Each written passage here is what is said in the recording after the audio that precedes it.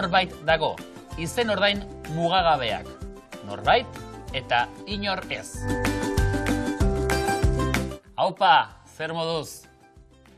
Gaur, gurekin batera, beste pertsona bat edo batzuk dauden, ala bakarrik gauden, adieraziko dugu. Inorrez? Bakarrik nago? Hort zaudete, ze ederki, norbait dago hor. Ez nago bakarrik. Gaur Orreaga bisitatuko dugu. Norbaitek ezagutzen du? Ez? Inork ez? Bideo honetan, Olaiak eta Peiok elkarrizketatzeko norbait behar dute. Orreaga, zer leku ederra. Bai, oso dotorea. Eta lasaia? Oso lasaia. Lastima. Zergatik? Hemen ez dago inor. Eta? Nola egingo dugu elkarrizketa? Tira, etorriko da norbait. Gurekin batera pertsona bat edo batzuk, ala bakarrik gauden, adierazteko izen ordain zehaztuak eta izen ordain zehaztu gabeak erabiltzen ditugu. Gogoratu, hauek dira izen ordain zehaztuak. Ni, ura, gu, zu, zuek eta haiek. Oraingoan, izen ordain zehaztu gabe batzuk ikusiko ditugu. Pertsonak ordezkatzeko, nor kasuan, norbait eta inor ez.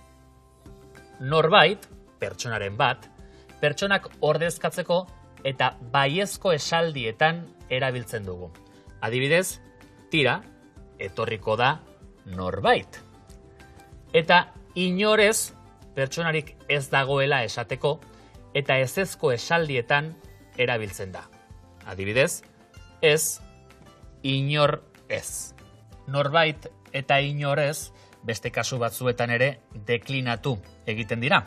Nork kasuan norbaitek eta inork ez erabiltzen ditugu.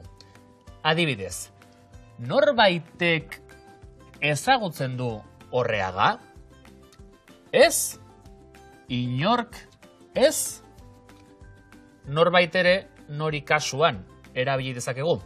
Adibidez, norbaiti gustatu zaio Nafarroako herria. Ziur. Aukeratu egokia, norbait ala inorez. Norbait dago hor. Tira, etorriko da norbait.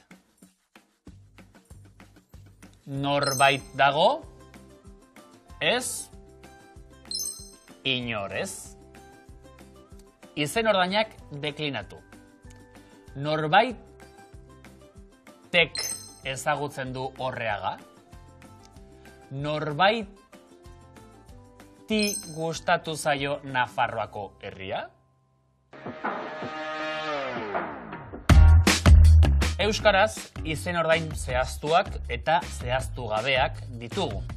Hona hemen zehaztuak. Noiz erabili norbait.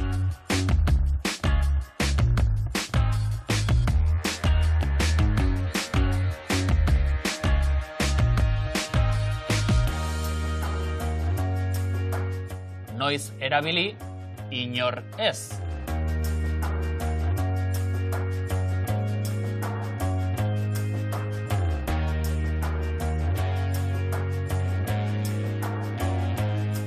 Izen ordain mugagabeen deklinabidea.